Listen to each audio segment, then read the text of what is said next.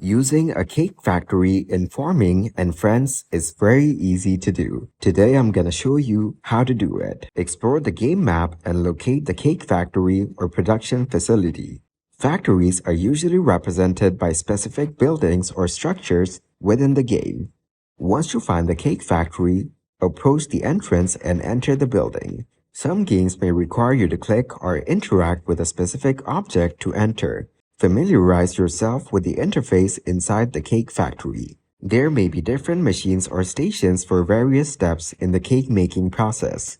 Pay attention to any instructions or prompts provided in the game.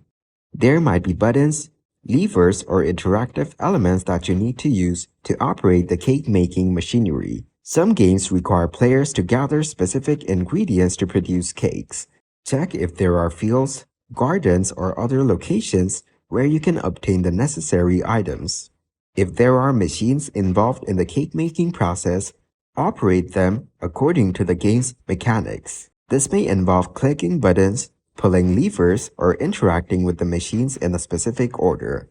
Once the cake making process is complete, collect the finished cakes from the factory.